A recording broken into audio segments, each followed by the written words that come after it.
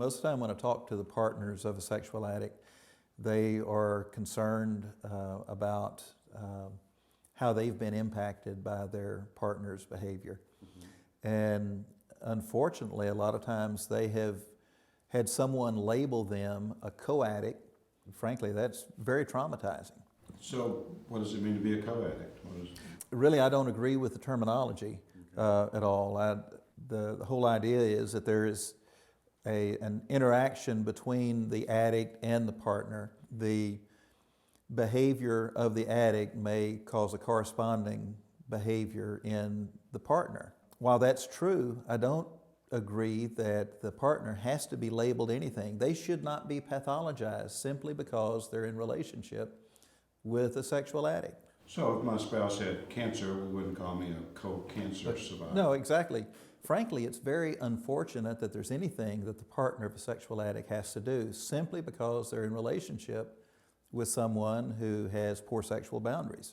In fact, that's one of the most unfair things about the whole treatment process.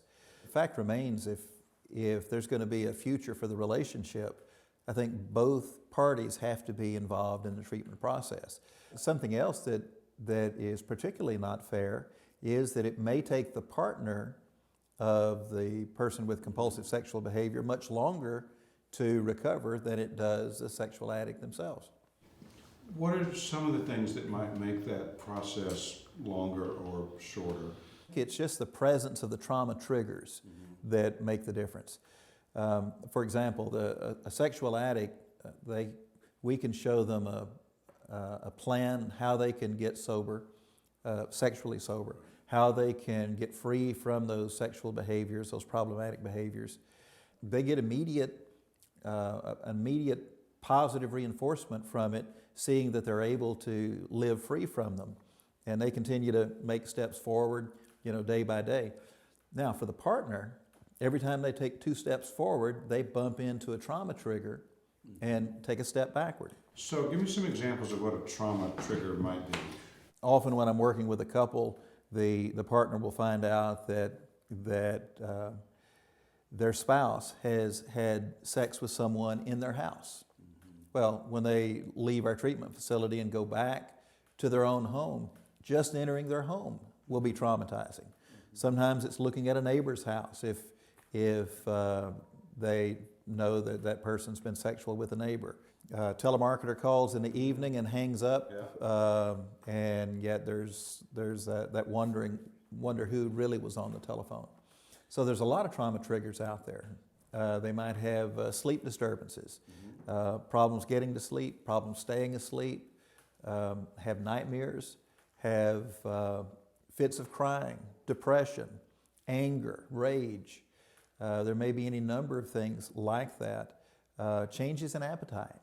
In fact, what we found is that many of the partners of sexual addicts develop all of the symptomology of PTSD, post-traumatic stress disorder.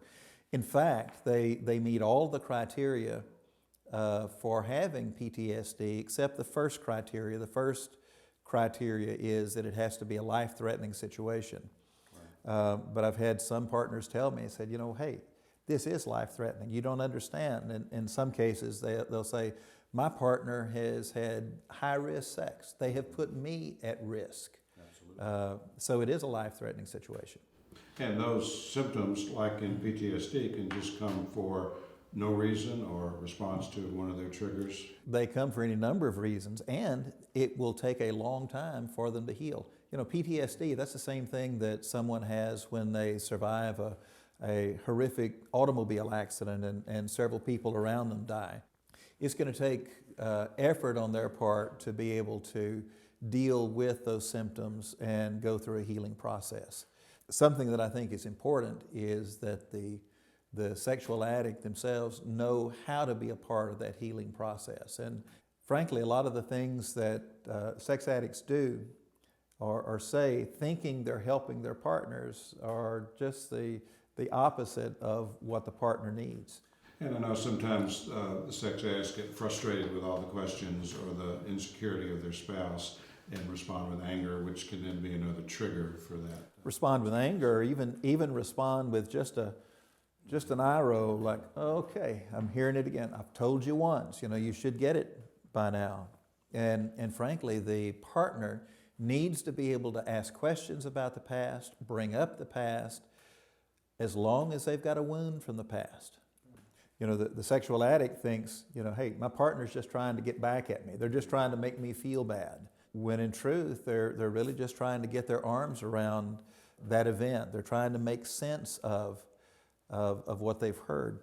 And in many cases, the partner finds out that that person that they've been in love with and been in relationship with for maybe a few years or maybe several decades suddenly has a secret life going on. And it takes a long while for the partner to be able to get beyond that. What about hope for the relationship, particularly from the partner's point of view? Well, the relationship can be restored. I think there's several things that need to happen for that to take place. The partner needs to be committed to being in treatment with the sexual addict. Secondly, though, the sexual addict needs to have a good understanding of the trauma that has been caused to the partner. That they caused. Absolutely, that they caused to the partner. And to be willing to be a part of that healing process. And if they will commit themselves to that, and they will become a student of trauma and how to help their partner heal, then that relationship can be restored. It's not a quick process, but it can happen.